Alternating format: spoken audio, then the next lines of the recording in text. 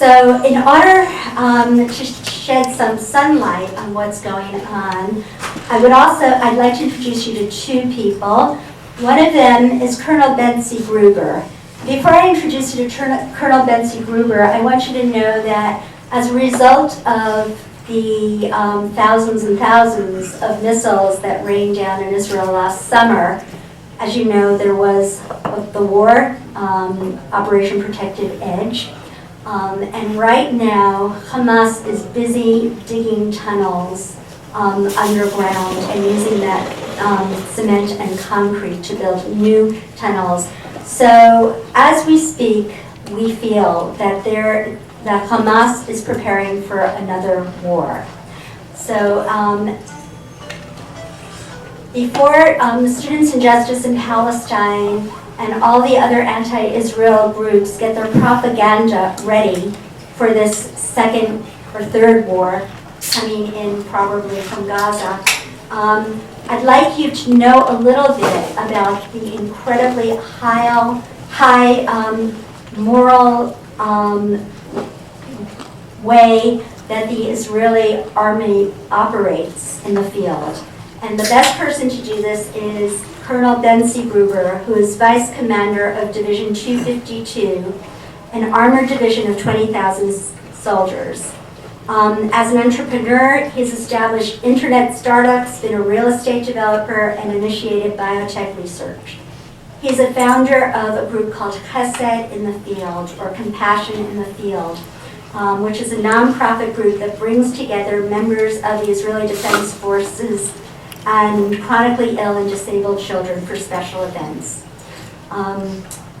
Colonel Gruber has established ethics in the field to shatter these very, very prevalent myths and present the facts missing in today's discussion of Israeli efforts to counter terrorism. He's a graduate of Yeshiva Har Zion in the Gush and the Jerusalem Institute of Technology, or Machon Lev. Colonel Gruber received a PhD from the International University of Business and Law in London, and he serves on the boards of Yeshivat Har Zion and Or Torah Stone, and the Ethics Committee of the Etanam and Kfar Shoal hospitals, and he has spoken at national conferences, community events, synagogues, military academies, college campuses, and middle and high schools throughout the world. Without any loss of time, I'm sure you're here to hear not me speak, but Colonel Bentzi Gruber. Thank you.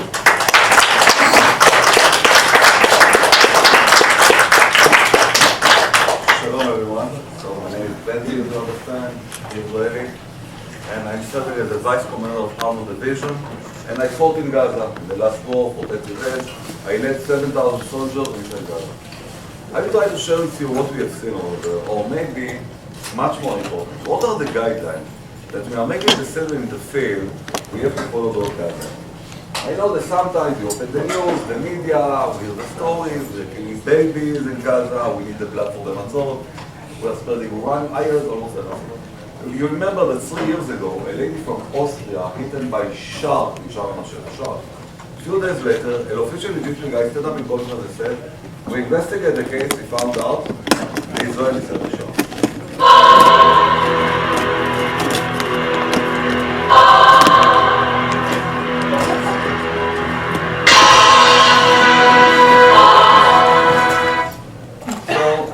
To understand the ethics, we have to start with those 8 seconds that we have in the field to make those decisions.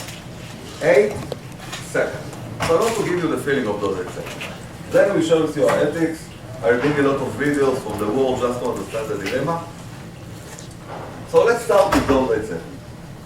So to make decision in the field is not like make decision everywhere else. You know, at home you have the time, you can call your friend, you call the Rabbi Google, Rabbi Facebook, Rabbi Twitter. Over there, you have 8 seconds. Shoot or not to shoot. Tank or a chopper. And you're very tired. I carried on my back 3 weeks inside Gaza, day and night, more than 65 pounds. Some of the soldiers carried more than 180. Now when you carry something at the end of your back, after 4 hours, you're losing half of your brain, washed up. Your IQ going down by 50%. Now when you put the helmet, you're almost idiot. and there's the time to make those decisions. So let's fill together those exceptions. We have here a suicide bomber driving a jeep inside Gaza. He wants to come close to the Israeli bus, taking kids to school, and blow himself up with the bus. Why is he using a jeep? Used to be a barrier between the Palestinian area and the Israeli road, canal, and then a wall of sand. That's the reason he's driving a jeep, so he can go down to the canal and climb to the other side. Second problem he's facing are the army positions, the watchtower. In Israel we call them pillbox. 40 feet high, usually you have 4 soldiers inside, and they're watching the area. If they see a jeep trying to climb, they start to shoot. So what they'll do is they're doing diversion. Let's say that they want to kidnap someone here. They start artillery here, shooting over there. While we are busy, that's the time. So that's exactly what we see here. They start to shoot on the pillbox on the other side of the village. While the soldiers shooting back, that will be the time for the jeep to come close to the barrier, to cross the barrier and hit the bus. So let's see the video. I've seen this video a lot of times. Every time when I see the guy smiling, like he's going to his wedding, and he knows, and we will see that together, in 15 seconds, that guy will be 500 small pieces. And he's smiling like he's on the red carpet of those stars. So let's see the video.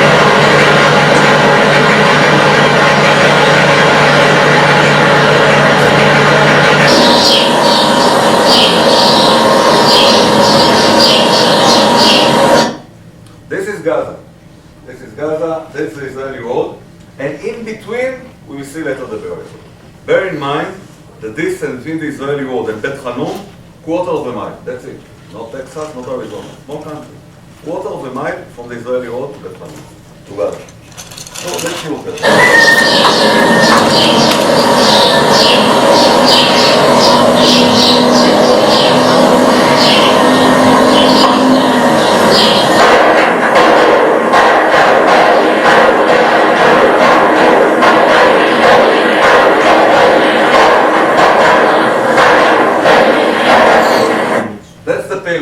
Can you see the tower? The pillbox there? Excuse That's me. the pillbox. The soldier up here. They start. Excuse me, sorry to interrupt. Can you use the mic so that we can hear? It's hard to. Thank you. Sorry, Carl. But here you can see the screen, no? I gave it more. There you go. There's also another screen over there if anybody else will see it. Okay. Okay. So that's the pillbox. They start to shoot on the pillbox on the other side of the village. While the soldiers shooting back, that will be the time for the jeep to come close to the barrier. As you can see, here's the barrier, that's the barrier, here. So that will be the time for the jeep to come close to the barrier, to cross the barrier and hit the bus. But as you can see in the video, the problem is the timing. The bus is here, the jeep still in the traffic. So let's see what happens.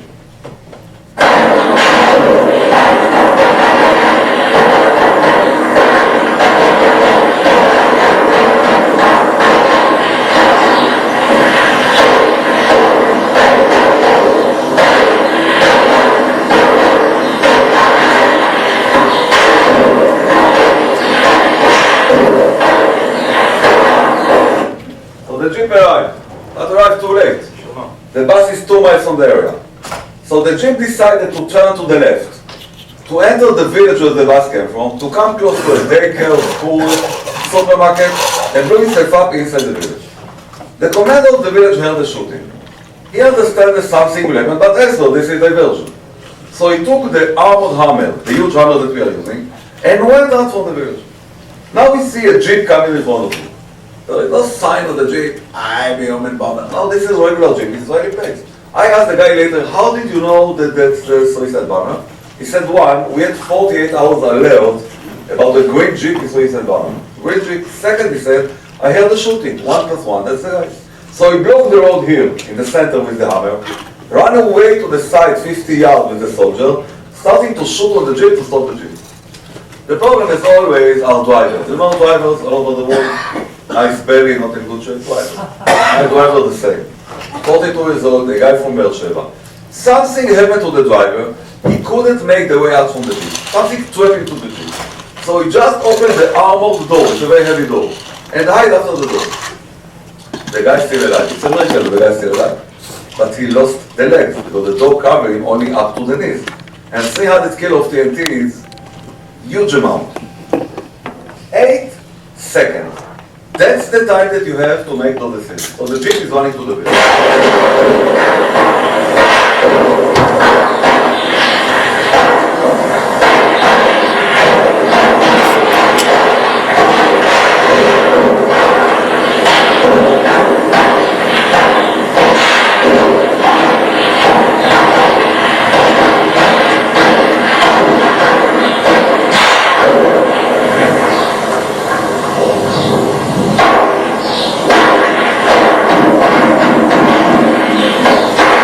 Here we are. That's the jeep with the terrorist.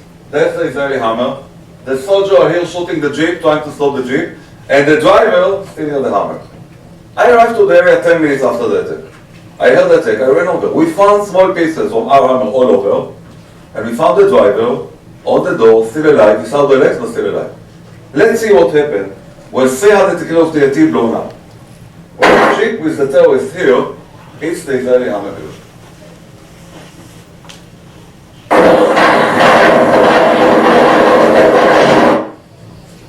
8 seconds small pieces. So that's the framework. When we are talking about ethics during the war, 8 seconds. So the problem is as follows. I'm sure that everyone here has a great moral value, ideas what to do. How you bring those great ideas that you have to those 8 seconds to make sure that you are making the right decision? So you have to go through 3 questions in those 8 seconds to make sure that you are making the right decision. The first one, quite simple. As an army, you can use force. But this is not an open check.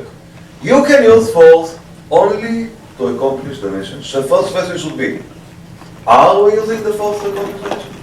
To destroy the TV in a house is not part of the mission.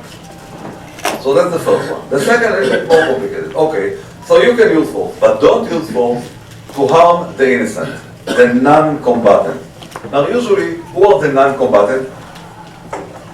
Civilian, women, kids, children. Now when you're dealing with an army, it's very easy. The guy that wear uniform, that's the soldier.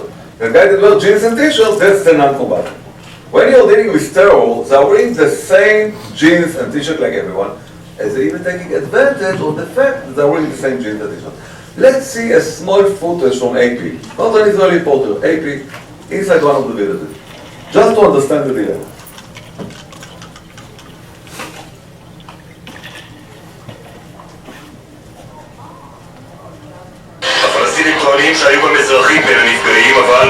We have here a terrorist on the stretcher. Come on, Bentzi, why terrorist? He is wearing casual.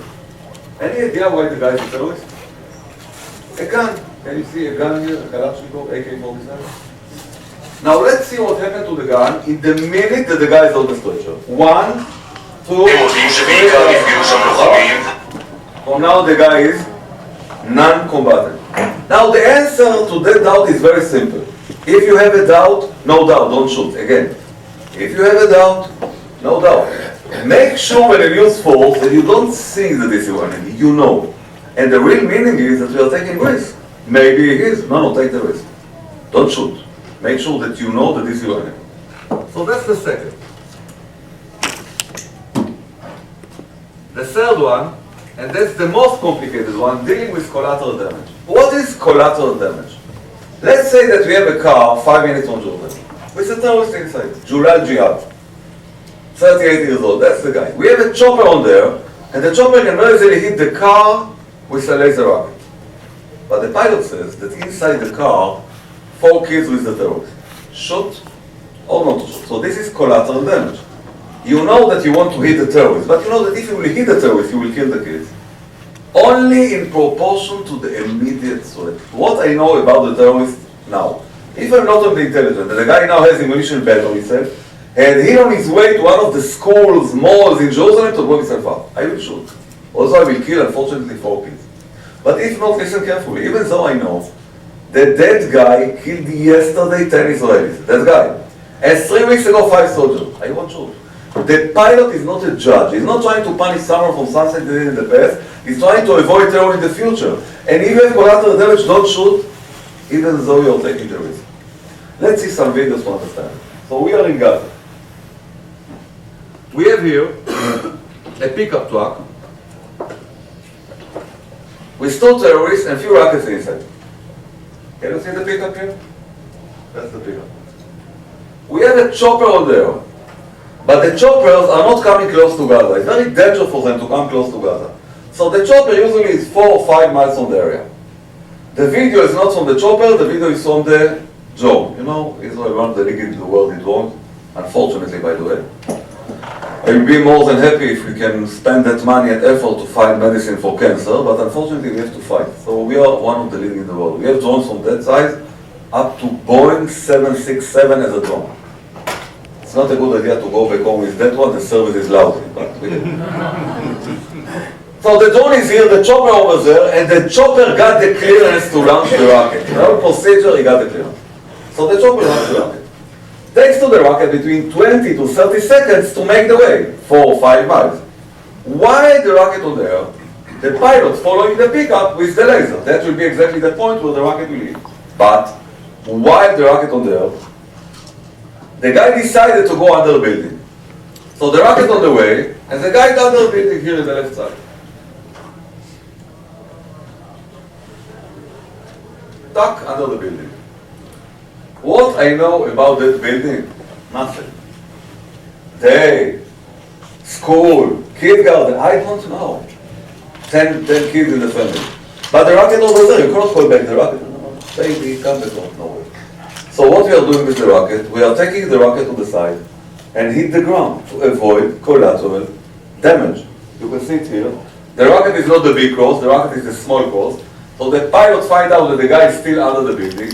He's taking the rocket to the side, that's the rocket. Aiming to an open field here. And 1, 2, 3, 4. Chops hit the ground. Now it happened hundreds times. Every time when we have a doubt, no doubt, take the rocket to the side. Why we are doing it? We are not doing this for the media. The media will never say that we are killers, murderers, criminals. No. We are doing that one, we don't want to hit civilians. Second, I don't want to really want to do this. And unfortunately, I killed a lot of people during my life. I fought in 6 wars. I killed. When you kill someone, you are not doing a party. This is the movies, nonsense. It's a human being, you kill a human being. You have to kill it to protect the country, fine. But if you kill a kid or a pregnant woman, you will carry them on your shoulders and in your soul till you will die. I know this. You know, I spoke a lot in the US Army. Tomorrow I will speak in West Point, I spoke in Annapolis, Marines, and Newport Academy, the Naval Academy. The US Army now suffers from a syndrome by the name suicide syndrome. I assume that you're familiar with it. Soldiers coming back from Iraq and Afghanistan commit suicide. Numbers. Last year the US Army lost 428 soldiers commit suicide. This is a huge number. Battalion. And you have to do a lot with that one. When you're coming back from the field, you're not leaving anything over there. You bring everything back home with you. You need to destroy a village, you will destroy that village the rest of your life. So don't enjoy it. This is not for the media. Ambulances. They are using ambulances everywhere. You attack an area, ambulance in the front. Again, not an Israeli reporter, in that case Reuters, a guy from Reuters, inside the village. Let's see what the guy sees. They hear that we are coming, so they prepare the village. You can see here an anti-tank rocket on the side. They call the terrorists to take position. Allahu Akbar.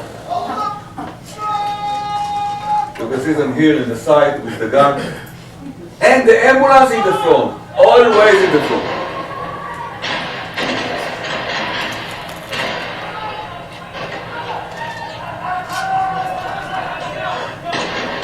Why the ambulance is there? I will tell you. Can you see the gap between those two buildings? There is a gap here. We are coming through that narrow street from left to right. It's that narrow street. Now I'm from the tanks. Usually during a war, I'm on a tank. When I drive a tank in a narrow street, in the right side you have a building, nothing with the cannon. In the left, the same story. If you have an ambulance in the front, they just blow the tank. They even try to hit the first tank just under the ambulance. They have a pile of dynamite here in the corner, and the guy tried to hit just under the ambulance. You can see it here. In a few seconds. Here from the corner. 1, 2, 3, 4, just try. We have here in the right side a UN ambulance, a real United Nations ambulance. Let's count together how many terrorists enter one UN ambulance. We have two inside, the driver and the guy near the driver.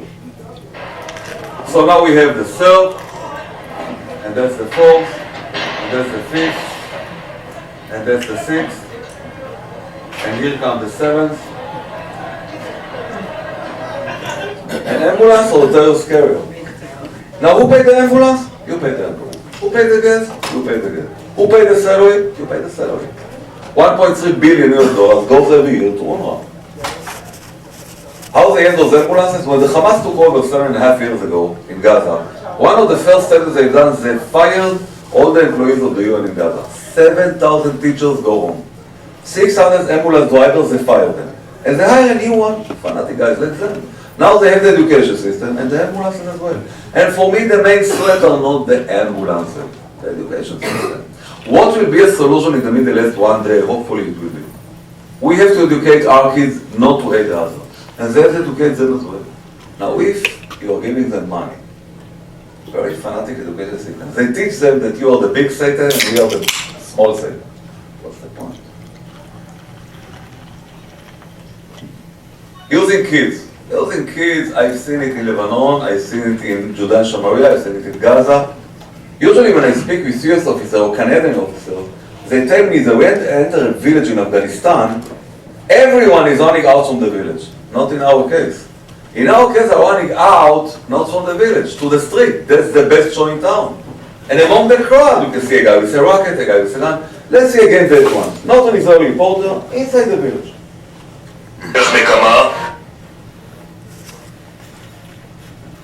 You can see everyone is out, that's the best show in town. And among the crowd, you see a guy with anti-tank rocket, a guy with a gun. Now, if I will use my tank in a situation like that, I will kill 10 guys, one shell. So what we are doing, we are sending snipers for high buildings before we enter in the area, and they try to hit only the guy with the rocket, only the guy with the gun.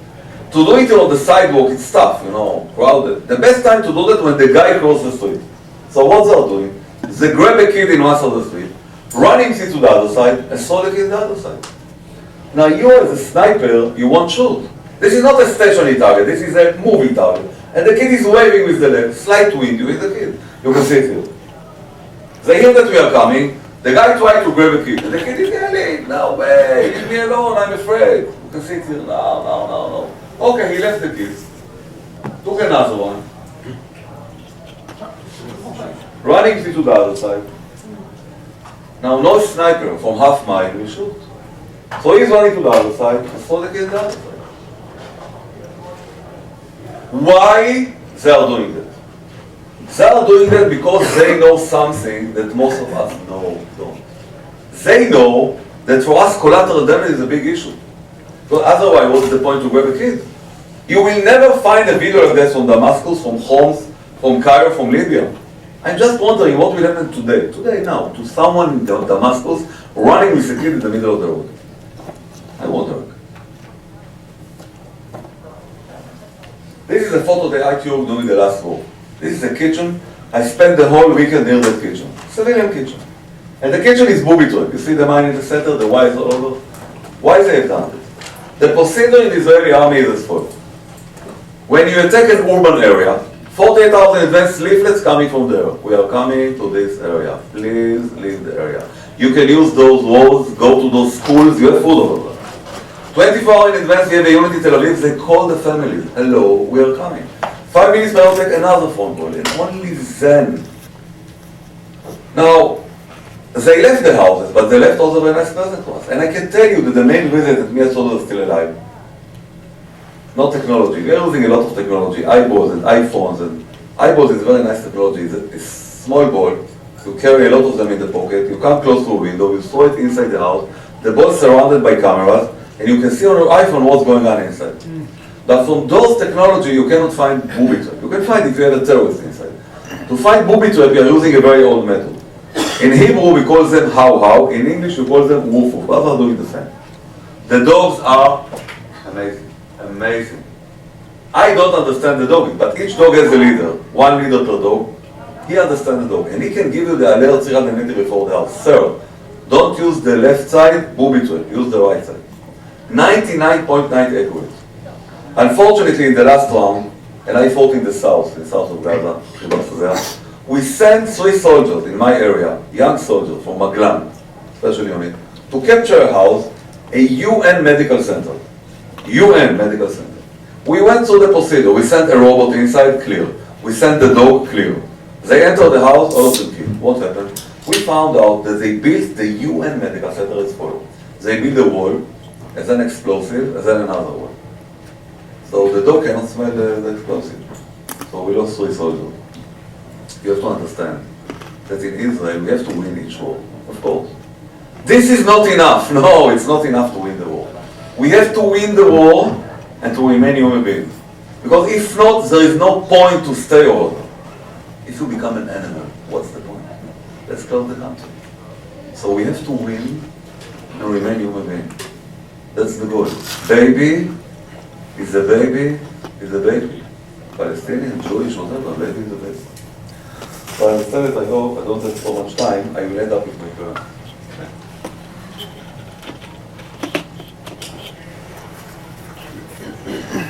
I lost both of them 11 months ago, the same day. My mom passed away, 1 hour later my father passed away. And by the way, no one knows about that.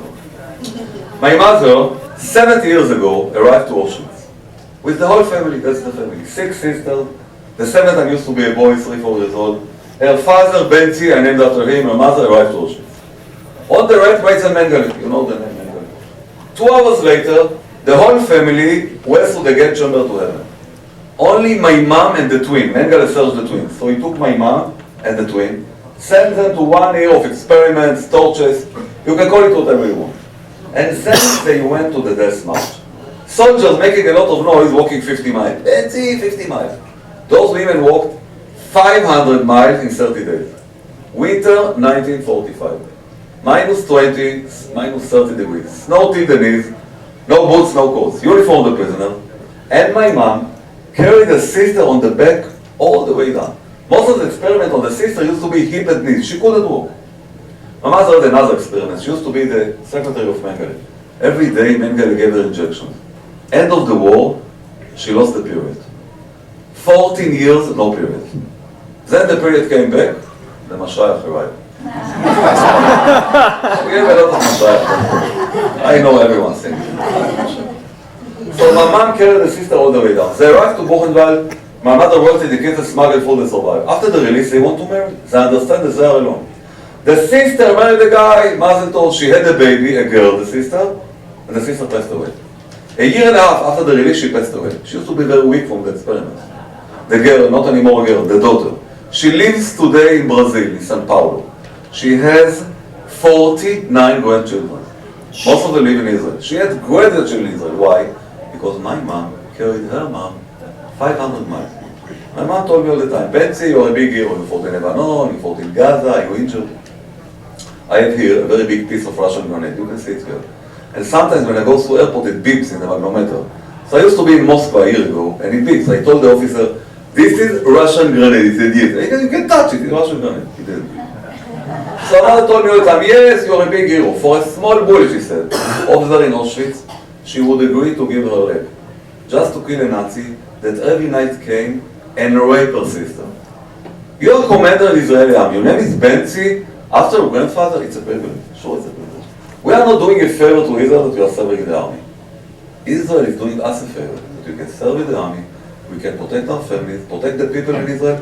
I really believe that we are protecting the Western world. We are the cheapest aircraft carrier that the US ever has. 6 million Jewish people surrounded by so many enemies. So you can choose which image you can share with your friends. Go back home and spread the message out there. Thank you very much.